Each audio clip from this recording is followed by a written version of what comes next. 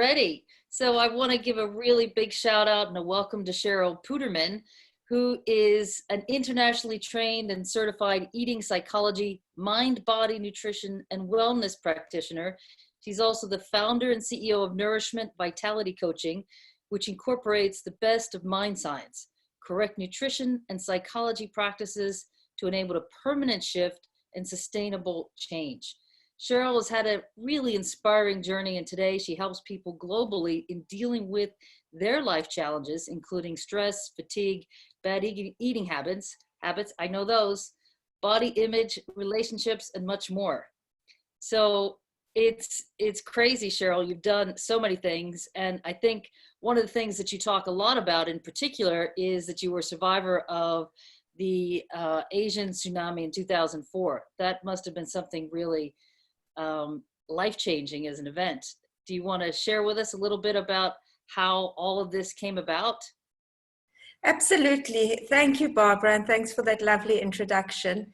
Yes, my family and I are survivors of the 2004 Asian tsunami, and this actually life-changing traumatic event was the leading catalyst for me that led me to my studies of the science of stress, the healing power of breath, and what we as human beings need to overcome to live fulfilling and happier lives, because it left me with a very deep sense of human vulnerability.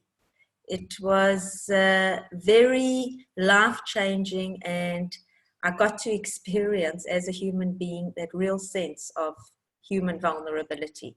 You know, so many times in life things happen that are out of our control. And that, as I say, is what led me on this path, because I struggled so much myself with anxiety, a tremendous amount of overwhelm, panic attacks, and that is what led me to learn. And I was blessed being in Hong Kong at the time to learn with some of the world's leading masters in these fields. So that came after the tsunami? My studies came after the tsunami. I've always been passionate about metaphysical science, about energy healing, and I've been studying that ever since I've been a young girl of 15 years old.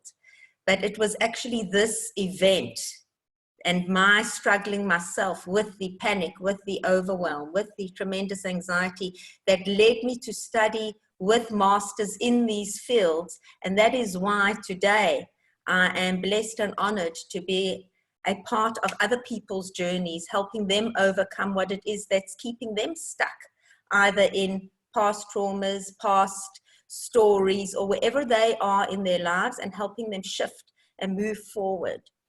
You know, fear is a very necessary feeling, and often I believe it's how we internalize our fears and our traumas that will dictate how our lives unfold wherever we act in life. Of course, so there's true. some traumas that just simply never go away. But you learn to live with them. You learn to move with them. They don't necessarily need to define you forever. Very difficult to do. Yeah. So can I ask you a question? Because I don't know the answer to this. What were you doing before you began studying all of these techniques about how to turn inward for growth, eliminating stress, changing all types of habits? I was involved in the beauty industry for many years. I'm a trained health practitioner, cosmetologist, makeup artist. I worked very much in the field of massage therapy as well, aromatherapy. And I was once again blessed to help many people appreciate their outer as well as their inner beauty. So nice. that was before we went to Hong Kong, what I was studying for all of those years, and what I was involved with. I had my own business in that area, and you know, life took me in this different direction. Do you feel that these studies of all the internal work that you've been doing is bringing full circle to the outer work that you were doing with makeup and cosmetology previously? Does that bring the whole world full circle for you? I think in life,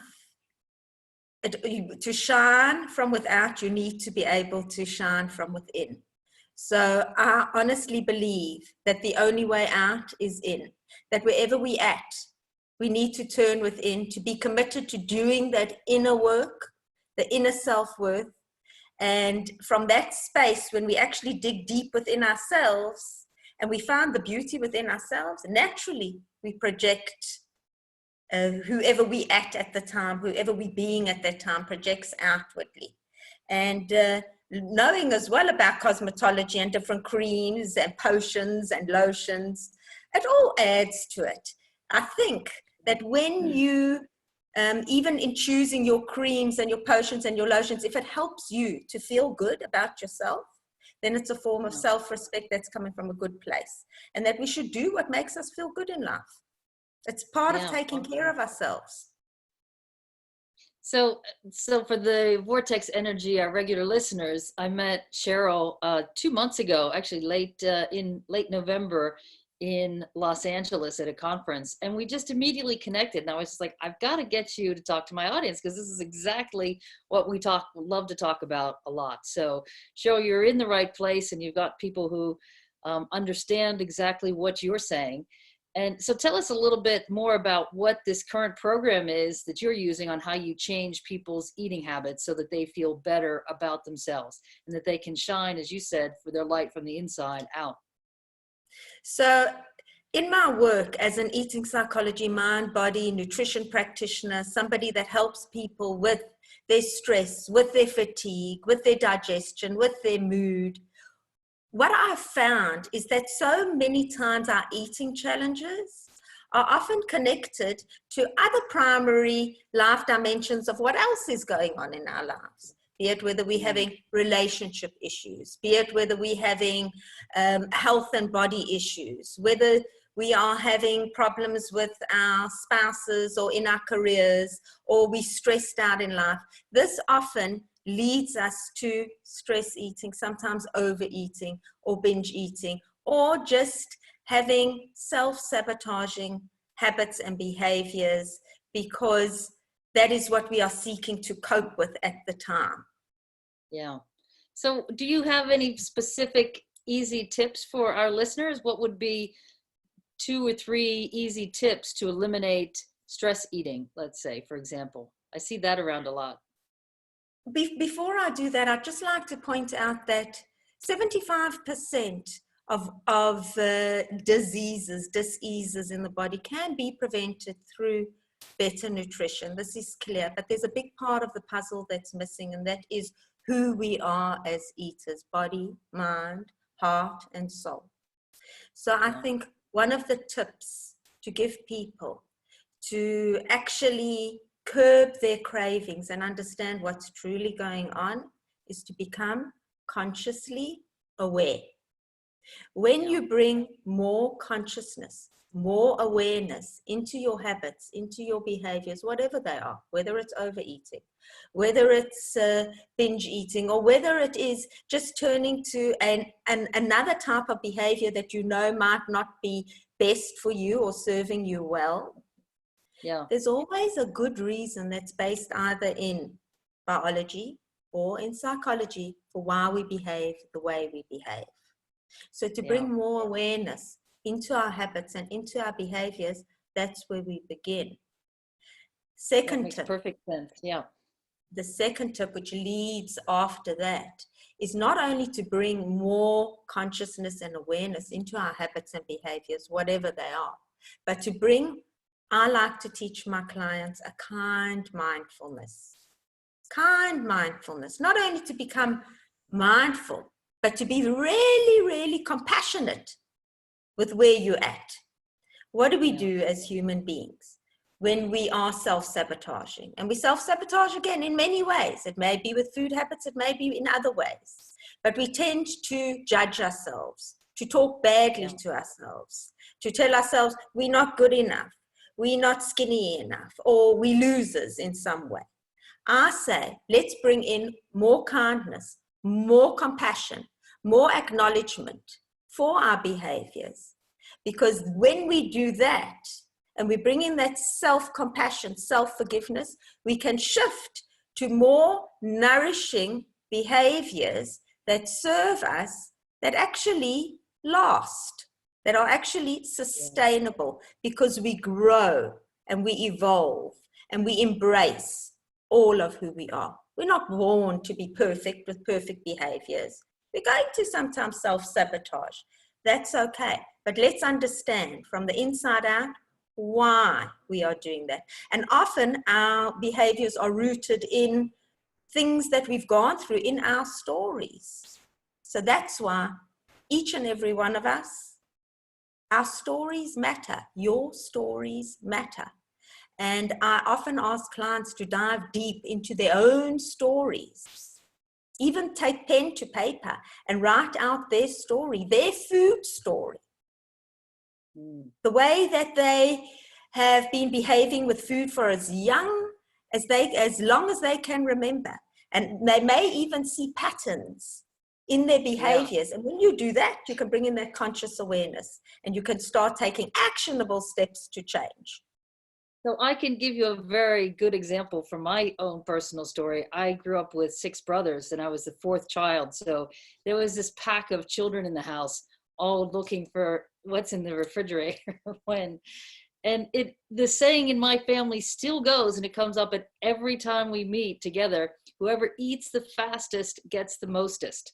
That is the saying in our house, and my brothers. And it really was. If you didn't move fast, there was nothing left to eat. It was just gone. The whole thing was just ravaged. So it was obviously not a very healthy story, but that was the story. That's how we grew up. That was the household. So I love that story, because one of the third tips, such an important tips to tell your audience, to tell whoever's listening, is that something to really help you digest, assimilate, calorie burn, and optimize the way you metabolize your meals is to slow down. Slow down when you're eating. So when one does wolf down the food, eat in a fast pace, we actually putting our bodies in a physiological state of stress response. And when you're in a state of stress response, you are not digesting, burning up calories, assimilating the maximum amount of nutrients out of your food. You are actually partially shutting down your metabolic potential and your metabolism. I'm going to share this with some of my brothers. Don't you worry about that. So slowing down is key. It's actually key to a better digestion and to getting optimum nutrients out of the food that we're eating. Yeah, again, makes absolute perfect sense. So thank you for sharing those tips with us. Anything else you'd like to add? Maybe add a little bit more about how you run your program. How do you work with your clients generally? So at Nourishment Vitality Coaching, we offer individual coaching packages, which as you mentioned, I work globally. And we also offer relationship wellness programs. We offer corporate wellness programs and presentations.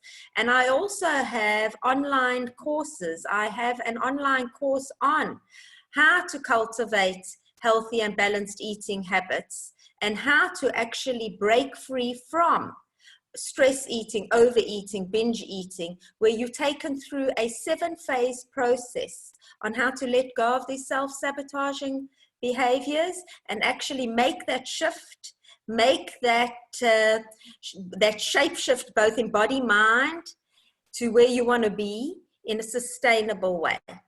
And that is for sale through my platform and at www.sherylputerman.com. And people that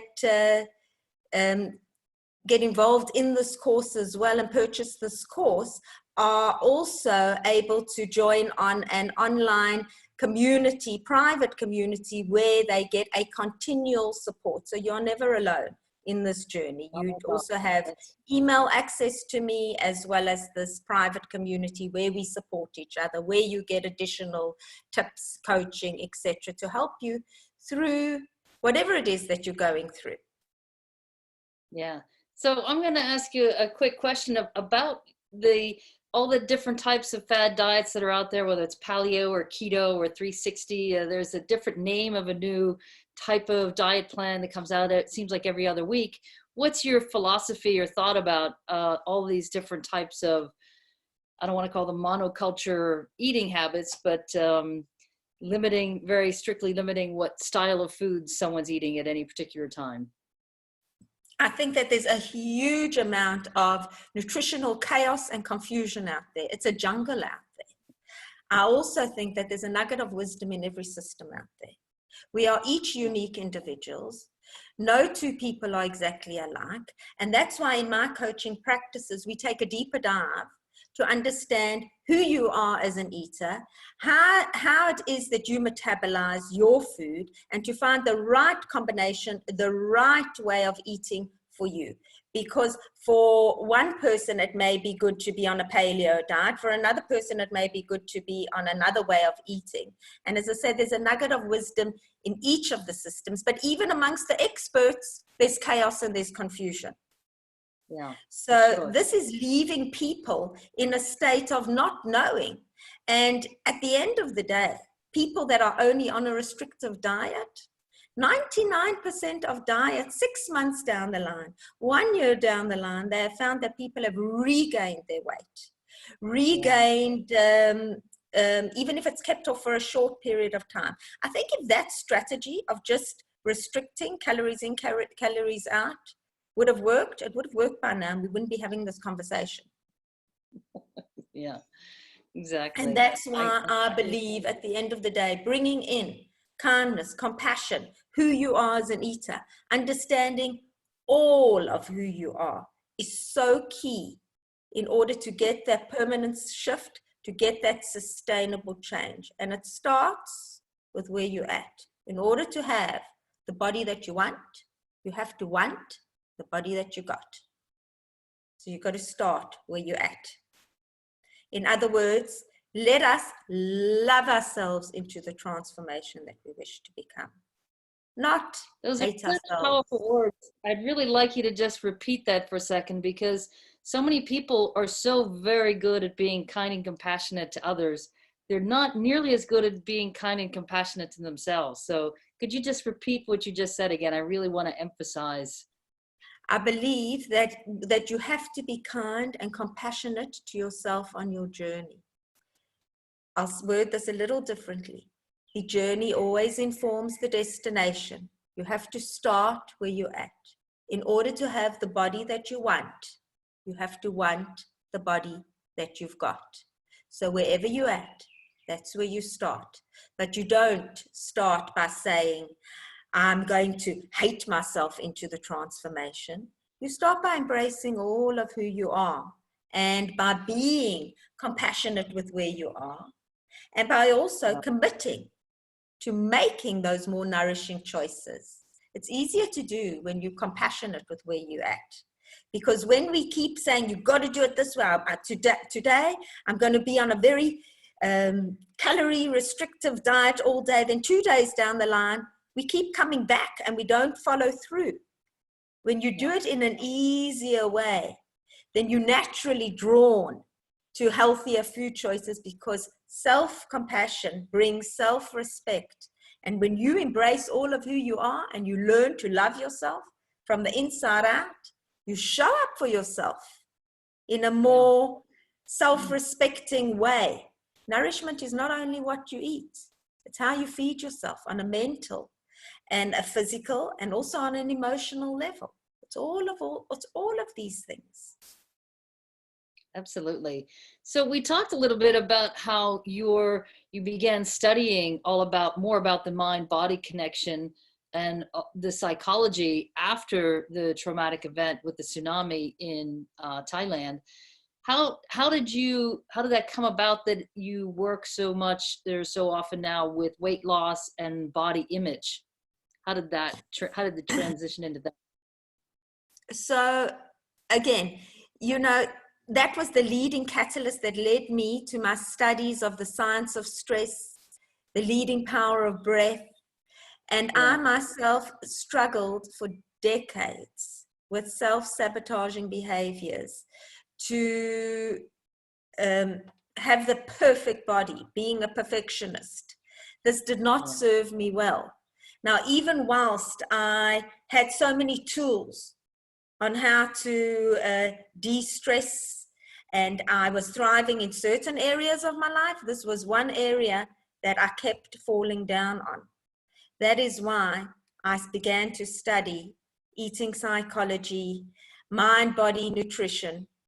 And because I'm so passionate about that mind-body connection as well, that's why I went on that route, and not just the route of just diet, because I don't believe at the end of the day that a diet is actually going to change anything. I believe that when we change ourselves inwardly, the outer often changes. And again, in our own story, in our food story, in our self-sabotaging habits, it's often rooted in other things that are going on in life. Yeah, makes perfect sense. So I really invite everyone to take a look at Sheryl's link that's below, and check out her program, because she's an awesome speaker and just has a lot of great knowledge to share, I think, on issues that are very important to all of us. So Sheryl, you ready for some quick questions? Yes, absolutely. Shoot away. Fantastic. So what do you think is the greatest spiritual lesson in all of this for you? For me, my greatest spiritual lesson in all of this is to embrace all of who I am, to embody all of who I am, and to know without a doubt that I am enough just as I am. Oh, that's awesome. Thank you for sharing that. And what is consciousness? Consciousness is becoming more present, more aware, more embodied, the word embodied, getting back into your body as who you are. I think often in life, we fall asleep at the wheel of our own life, and we are not conscious. The more conscious you become, the more present you become, the more embodied that you become, the more you can open up and see all the blessings that are around you, and thrive, because I like the car analogy that if you're driving at the wheel of your life and you think you're conscious, but you turn around and you realize that there's an unconscious part of you that's actually taken control of that wheel. And maybe that unconscious part of you is actually being involved in behaviors or habits that you're not really proud of. So it's bringing that consciousness back in so that you can take control of that driver's seat. And then you can actually learn to respond to your experiences and your stresses and become more resilient to the stresses and experiences of life by learning to respond to them and not just react to them. I love, and I've often used, even though it's not spelt this way, but the word responsibility for me means able to respond to the experience, to life as it's happening around you. And if we can learn to train ourselves to come from that place of response instead of reaction, I think life will be easier. It will be smoother. Of course, we're always going to have our ups and our downs, and contrast is going to exist, and things may not always go our way, but too often we're reacting and we're not responding. More conscious we are, the more conscious we are, the more we embrace, the more we can grow, the more we can realize, the more we can take control of that driver's seat and respond to life through a response and not through a reaction. Awesome. So Sheryl, what is your definition of God? My definition, this is a very interesting question. I think that in life, people's definition of God may change. For me, and I'm speaking only for me because for everybody else has their own definition. For me, it's something, a power that is greater than that which I am. It's an energy, a power that is a universal divine presence greater than that which I am, that is always there for me, that is deep, in the center of my own self that is untouched, unscathed, and always there for me at every moment and at every given time. My higher That's self. beautiful. Yeah. So Sheryl, what does your spiritual practice look like on a daily basis? What's your morning routine or your daily routine look like?